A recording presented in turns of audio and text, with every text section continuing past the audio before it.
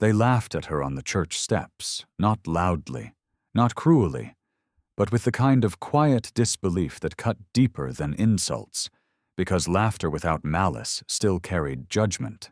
Clara Whitfield felt it settle on her shoulders the moment she took Elias Boone's hand. The poorest rancher in the valley stood beside her in a worn coat, dust on his boots, no family behind him, no land of value to his name, no future the town could measure. And the crowd's silence said what their mouths did not. This marriage made no sense. Clara heard the whispers anyway, about wasted youth, about foolish choices, about how a girl with options had chosen a man with nothing, and she understood that in their eyes she had not married a man. She had married a mistake. Elias did not react to any of it. He stood still, his grip steady, his expression calm, his eyes focused forward as if the people watching them were background noise rather than witnesses, and something in that quiet composure unsettled her more than the mockery ever could, because poor men usually looked defeated by their poverty. But he did not. When the ceremony ended, there was no celebration, no music, no gathered feast. Only a few polite nods, a few forced smiles, and a slow dispersal of the crowd, as if the town were eager to forget what it had just seen. On the ride to the ranch, Clara tried to fill the silence with conversation, speaking about plans, about work, about building something together. But Elias answered briefly, carefully, never lying, yet never offering more than necessary. And she felt the first strange flicker of uncertainty. Not fear, but curiosity, because silence that controlled itself was different from silence that hid weakness. The ranch appeared at the edge of the valley like an afterthought. Small house, dry land, thin fences, no visible wealth, no signs of prosperity. And for a moment, Clara wondered if the town had been right, if she had chosen a life that would always feel like survival rather than living. But as she stepped down from the wagon, she noticed details that did not fit the image. The fences were thin but perfectly aligned. The water barrels were placed with deliberate spacing. The livestock paths were organized, not random, and nothing felt neglected, only minimal, as if the ranch were not poor by failure but by design. Inside the house, there were no decorations, no excess, no personal history on the walls, only order, structure, and quiet discipline. And Clara felt the second flicker of unease rise, not because something was wrong, but because something was missing. That night, as she lay beside a man the town had already dismissed, she realized that what disturbed her was not his poverty, but his restraint. Because everything about Elias Boone suggested not a man without power, but a man who had learned how to live without displaying it. And in that silence, in that control, in that careful simplicity, Clara felt the first pull of a question that would not let her rest. How could the poorest rancher in the valley feel less like a man with nothing, and more like a man choosing to keep something hidden? By the second morning, Clara understood that the ranch was not poor in the way the town had described it, because poverty usually came with chaos, mistakes, and desperation. But everything around Elias Boone's land felt deliberate, as if scarcity were not a failure but a strategy. She woke before him and stepped outside while the valley was still quiet, expecting to find the usual signs of struggle that followed men with too little land and too many needs. Yet the first thing she noticed was rhythm. Cattle moved along narrow paths that had clearly been trained, not forced. Water buckets were filled at precise intervals.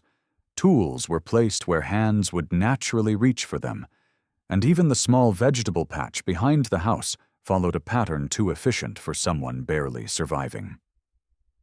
When Elias joined her, he did not explain anything, did not boast, did not defend himself against questions she had not yet asked, but moved through his work with calm certainty, adjusting fences that were not broken, checking gates that were already secure, and watching the horizon not with fear, but with the patience of someone measuring something unseen.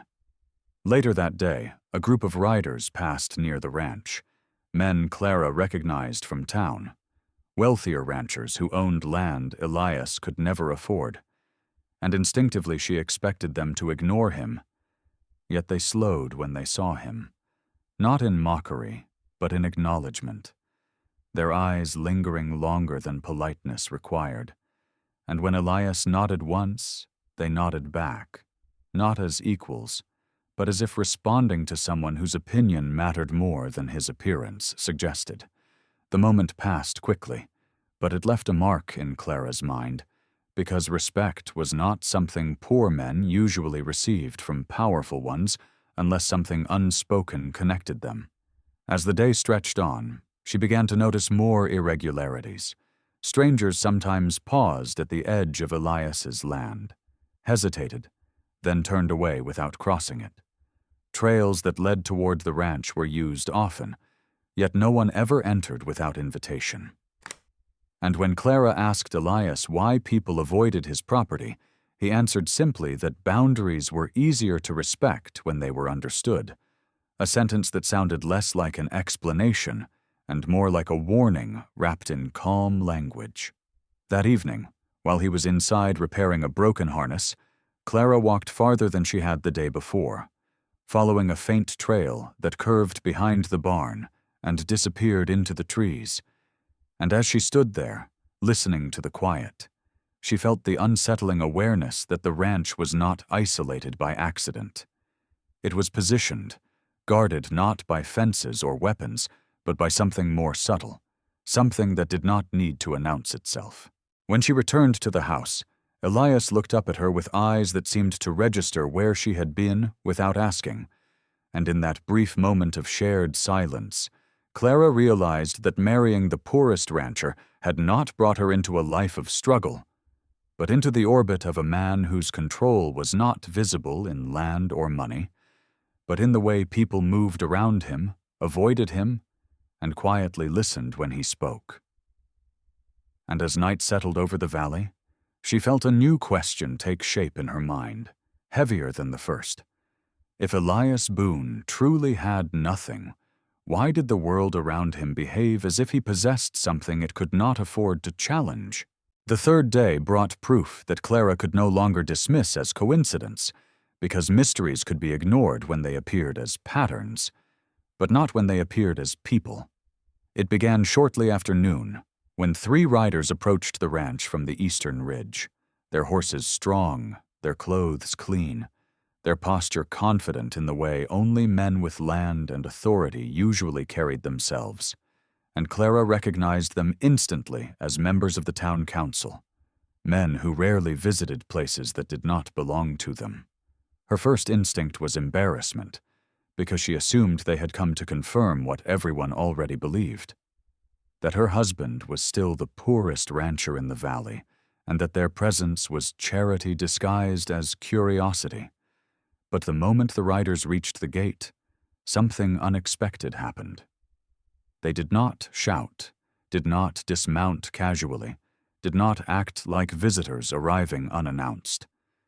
Instead, they stopped at the boundary of Elias's land and waited. Elias stepped out of the barn slowly, wiping his hands on a cloth, his expression unchanged, and for several seconds no one spoke.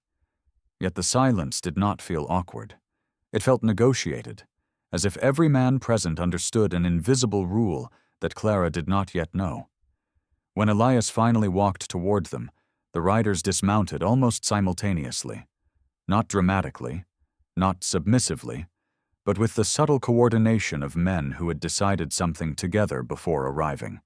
And the leader of the group spoke first, addressing Elias by name without the casual tone usually reserved for poor neighbors, asking a question about water flow in the northern valley, as if Elias were not only qualified to answer it, but expected to. Clara listened from a distance as the conversation unfolded, and what unsettled her was not the content of their words, but the structure of it. The councilman did not argue, did not interrupt, did not assert authority, but waited for Elias's responses as if his judgment carried weight they were unwilling to challenge. When he suggested a change in grazing routes to prevent conflict with a nearby tribe, none of them disagreed. When he warned that pushing settlers farther east would invite consequences they could not control, they nodded slowly, absorbing his words like instructions rather than opinions. The meeting ended without handshake or ceremony, and as the riders mounted their horses and left, Clara felt the shift in the air, because the land seemed to return to its normal silence only after they were gone, as if their visit had disturbed a balance that Elias alone understood how to maintain. Later that evening, when Clara asked him why powerful men listened to a rancher with no wealth, Elias did not deny it, did not exaggerate it, but answered with a single sentence that unsettled her more than any explanation could have. "Some people do not own land," he said quietly, "but they know what happens when land is taken the wrong way." Clara looked at him in the fading light and felt the weight of those words settle into her mind, because for the first time she understood that Elias Boone was not poor in the way the town believed. He was positioned, placed deliberately at the edge of power rather than inside it. And as she lay awake that night, listening to the quiet valley beyond the walls of their house, she realized that marrying the poorest rancher had not brought her closer to simplicity, but closer to a man whose influence wasn't measured by property, but by the way even the most powerful men in the valley chose to listen when he spoke. Clara did not go looking for secrets that morning, yet the house seemed to invite discovery in the way quiet places often did, revealing things only to those who stayed long enough to notice what others ignored.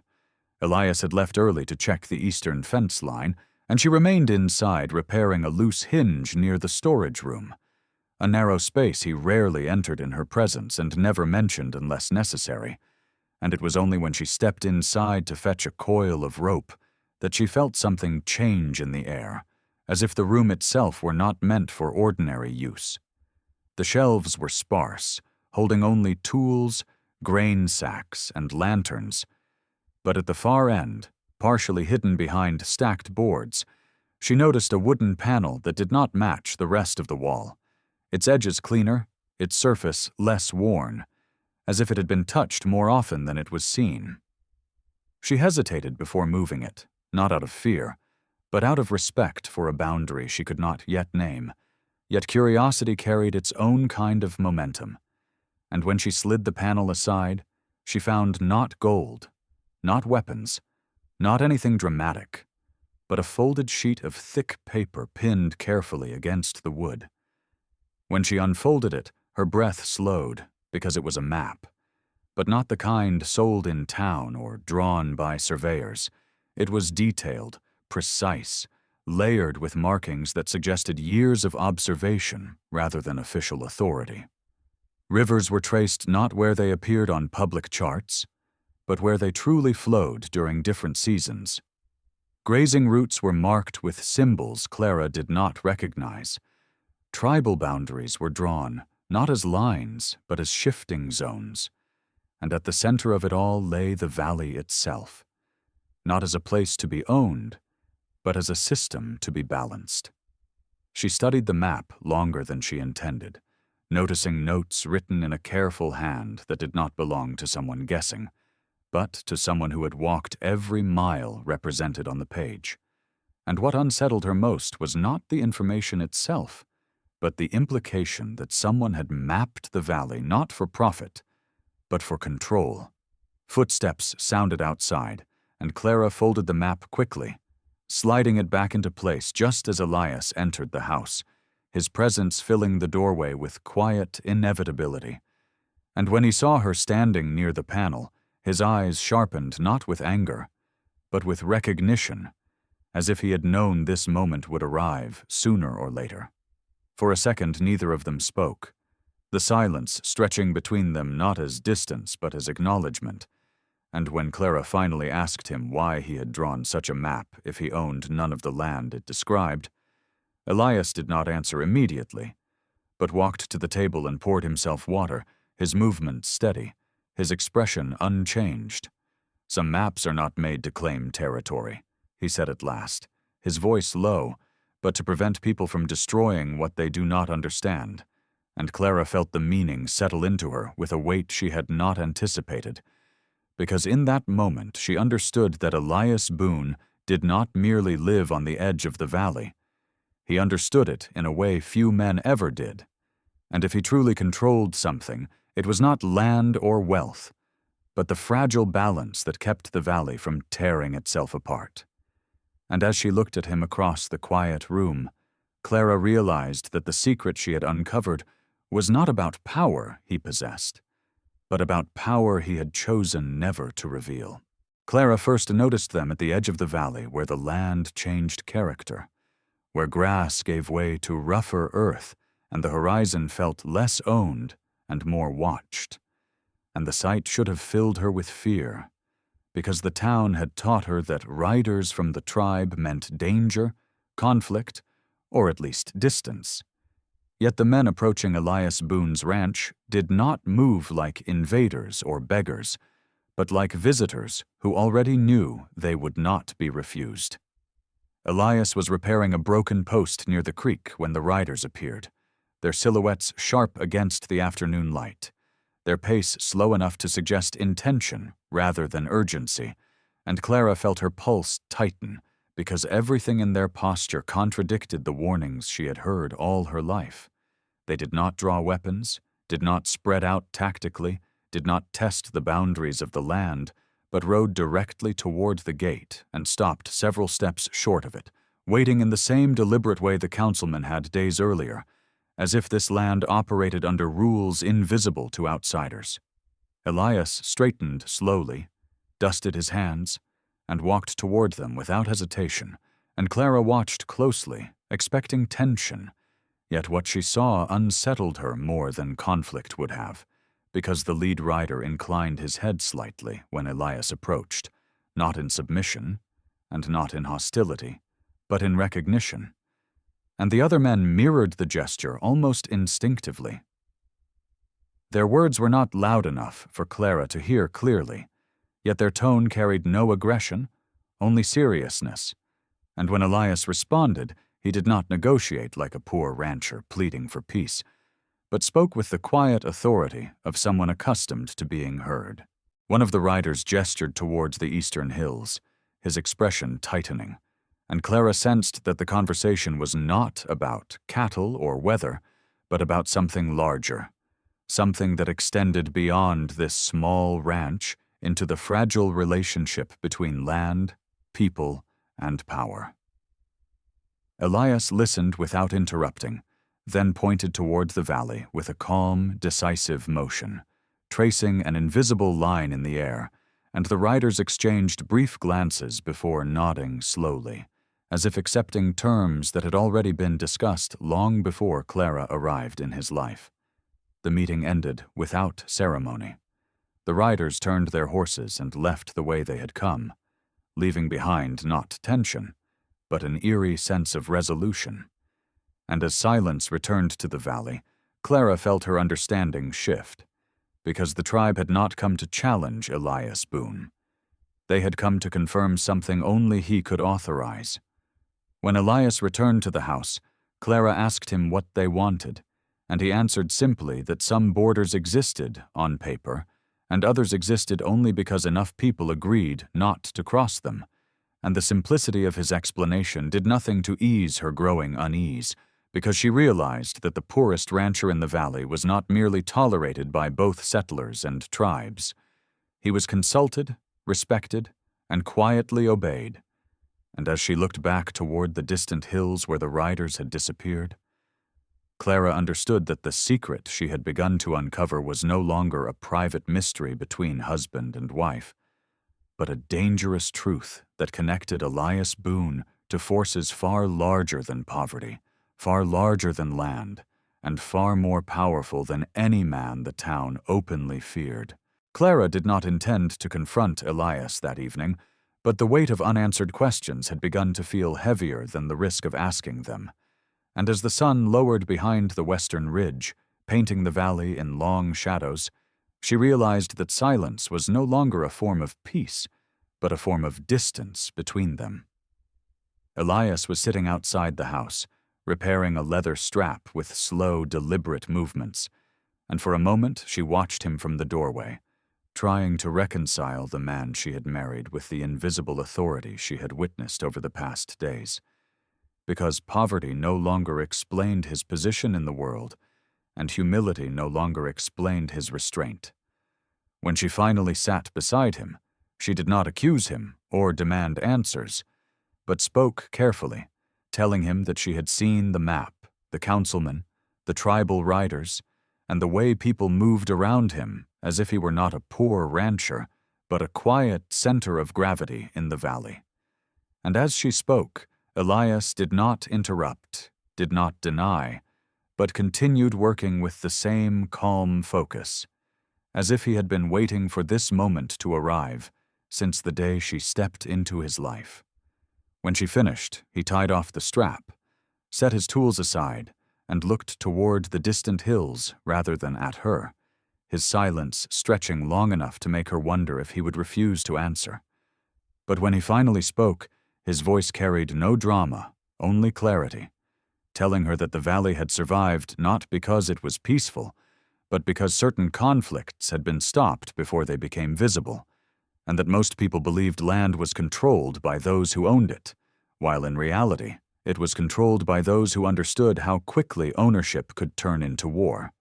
He told her that years earlier, when settlers began pushing beyond agreed boundaries and tribes began preparing retaliation, someone had to learn the land well enough to predict where violence would erupt before it happened, and that he had become that someone not through power or wealth, but through refusal to choose sides when both sides were wrong. Clara listened as the truth unfolded not as confession, but as explanation, because Elias did not present himself as hero or victim, but as a man who had discovered that preventing disaster required remaining invisible, remaining poor, remaining underestimated, because influence was safer when it had no face. He told her that the council listened to him because he warned them of consequences they could not afford, that the tribe respected him because he never lied about the limits of peace, and that the map she had found was not a claim to land, but a record of fragile agreements that existed only because he remembered them when others forgot. Clara felt the world shift beneath her understanding, because she realized that the poorest rancher she had married was not a man who lacked control, but a man who carried responsibility so heavy that he had chosen a life of simplicity to survive it. And as silence returned between them, it no longer felt like distance but like gravity, pulling her closer to a truth she had never expected to live beside. When Elias finally looked at her, he did not ask for trust or forgiveness, but told her quietly that knowing what he controlled would not make her safer, only more visible. And in that moment, Clara understood that the real secret was not that Elias Boone controlled the valley's balance, but that anyone who stood beside him would inevitably become part of the same invisible power, whether they wanted it or not. By the next morning, Clara sensed that something in the valley had shifted. Not visibly, not dramatically, but in the subtle way danger often announced itself before it arrived, because silence had changed its texture, and people who once ignored Elias Boone's ranch now seemed to notice it too clearly. She felt it first in town, where conversations stopped a fraction too quickly when she passed, where eyes lingered longer than politeness required, and where familiar faces carried a new calculation that had nothing to do with curiosity and everything to do with fear. Elias had warned her that knowledge made people visible, and as she walked past the general store and heard her name spoken in voices that lowered the moment she turned, she understood what he meant, because the town was no longer laughing at her marriage. It was trying to understand it. That afternoon, Elias returned later than usual, his expression unchanged, but his movements more deliberate, and when Clara asked where he had been, He answered simply that some people had started asking questions they did not fully understand, and the calmness of his tone unsettled her more than anger would have, because it suggested that this was not new to him, only newly inconvenient. Before she could press further, a rider appeared at the edge of their land. Alone this time, his posture rigid, his horse restless, and Clara recognized him as Henry Caldwell, one of the wealthiest landowners in the valley, a man who rarely spoke unless he was certain his words would reshape outcomes. Caldwell did not dismount immediately. He waited, as others had done before him, but the waiting felt different now, less respectful and more investigative. And when Elias approached him, the two men stood facing each other with the stillness of people who knew that conversation itself could be a weapon. Clara watched from a distance as Caldwell spoke quietly, gesturing toward the town, then toward the hills, and finally toward Elias's land, and although she could not hear the words, she sensed the implication. Something once controlled in silence had begun to attract attention that could not be redirected easily.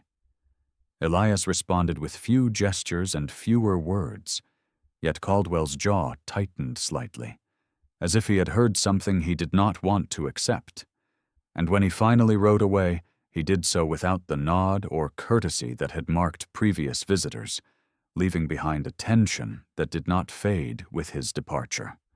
That evening, Elias told Clara that men who believed they owned the valley had begun to realize they were not the only ones shaping it, and that realization, he explained quietly, was more dangerous than open conflict, because people tolerated hidden power only until they felt threatened by it. As darkness settled over the ranch, Clara looked out across the land she had once believed was insignificant and felt the first true weight of what she had married into. Because she understood that Elias Boone had not only chosen poverty to remain invisible, he had also accepted the risk that the moment people began to see him clearly, they would no longer tolerate his influence. And as distant lights flickered across the valley where powerful men now spoke his name with unfamiliar caution, Clara realized that the secret she had uncovered was no longer something Elias controlled.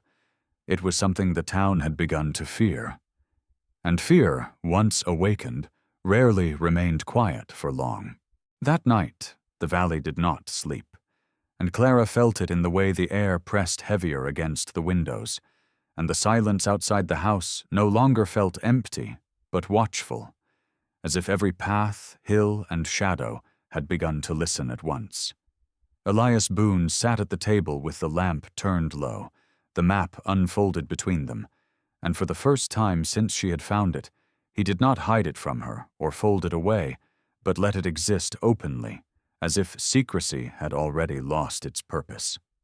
Clara studied the markings again, yet now they looked different. Not like geography, but like history written in lines and symbols, and when she asked him how long he had carried this responsibility alone, Elias did not answer immediately because the truth was not dramatic enough to justify the weight it carried. He told her instead that power rarely arrived in the form people expected, that it often came disguised as obligation, because men who sought authority were easy to challenge, but men who tried to prevent chaos were harder to replace.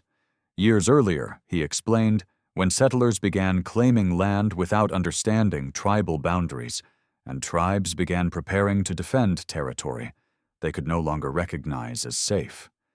Someone had needed to walk between both sides without belonging fully to either, and he had become that man not by ambition, but by refusal to abandon people whose anger he understood too well.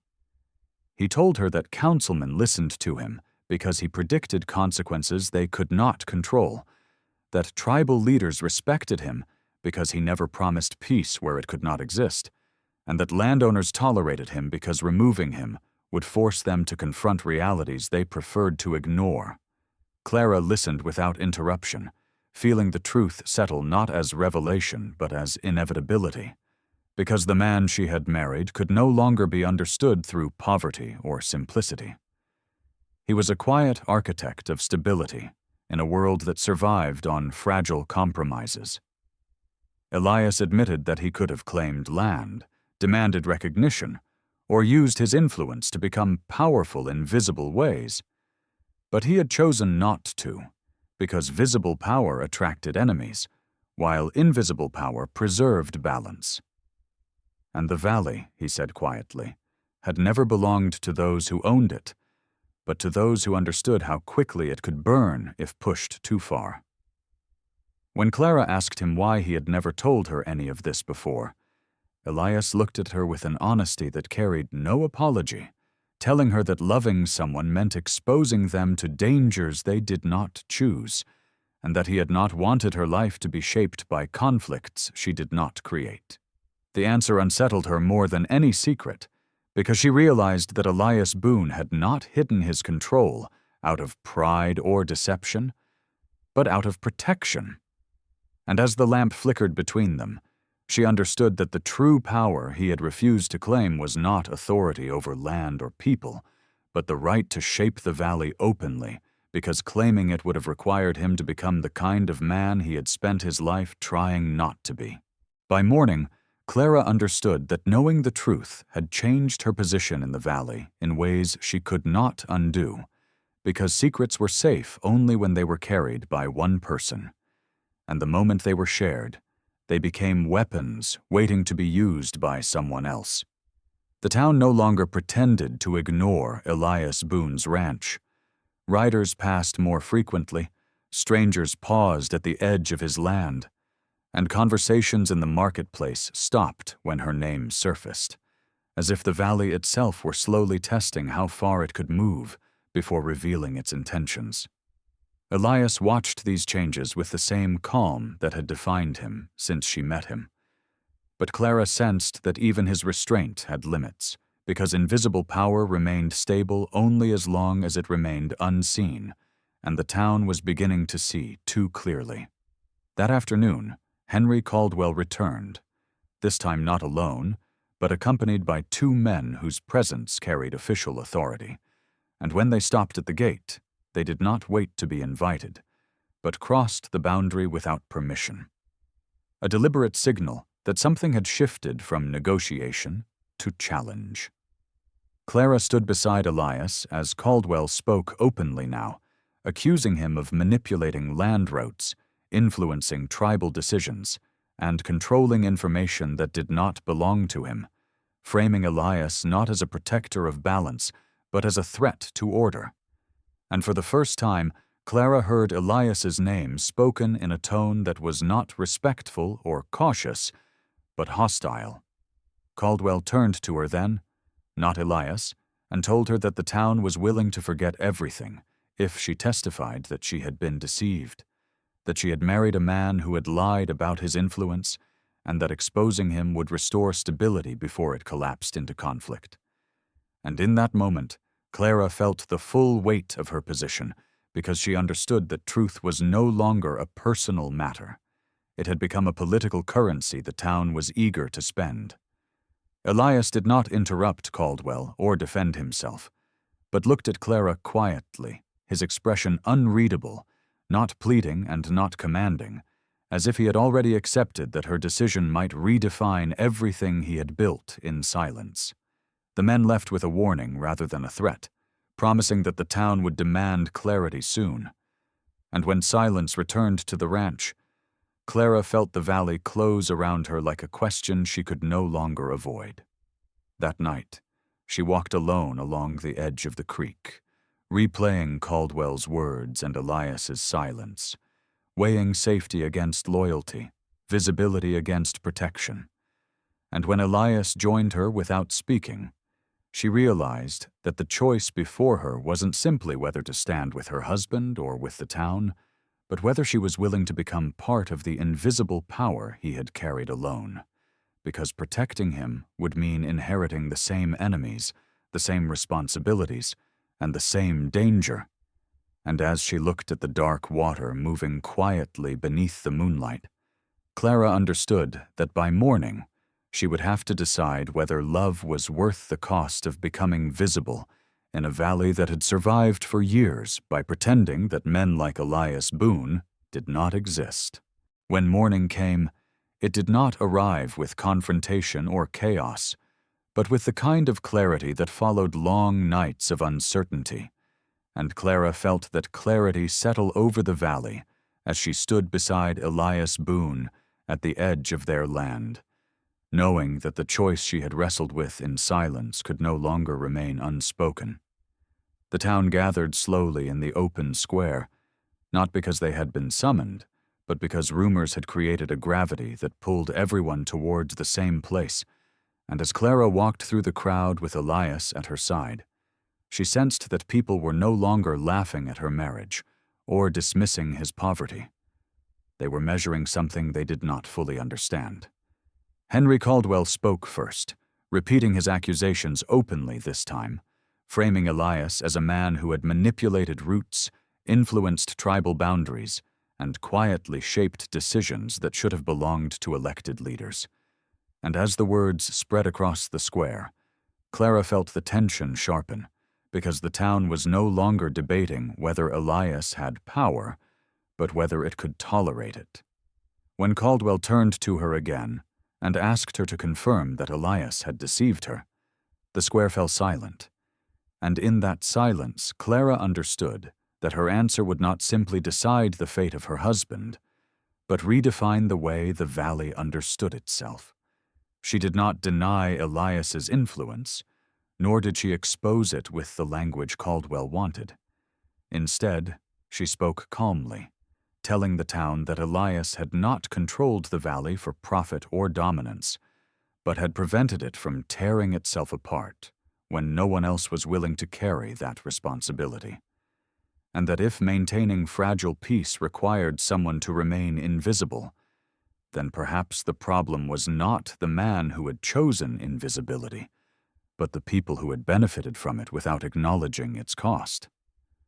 Her words did not inspire applause or rebellion, but something more dangerous to comfortable systems: recognition. Caldwell tried to respond, but his argument lost its certainty as people began to understand that removing Elias would not restore order. It would expose the valley to conflicts it had never learned to manage without him. The town did not crown Elias as leader or punish him as conspirator.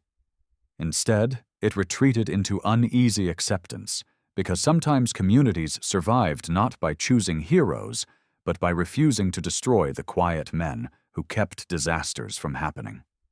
As the gathering dissolved without verdict or ceremony, Elias and Clara walked away from the square together, not as rulers and not as fugitives, but as partners who had chosen visibility without ambition, and as they returned to the modest ranch the town had once mocked, Clara realized that the poorest rancher she had married wasn't poor at all. He had simply refused to convert invisible power into visible dominance. And in that realization she understood the true nature of belonging, not as a reward granted by society, but as a bond forged between two people who had chosen to stand in the open without surrendering the quiet principles that had kept their world intact. And as the sun rose higher over the valley, Clara felt the weight of the secret finally lift, replaced not by safety or wealth, but by something rarer and stronger: the knowledge that she had not married a powerless man, but a man who had learned how to control everything that mattered without ever needing to claim it. She married the poorest rancher, but he was controlling the valley in ways no one imagined. If you were Clara, would you expose him or protect his secret? Comment your choice below. Don't forget to subscribe to Native American Tales for more powerful frontier stories.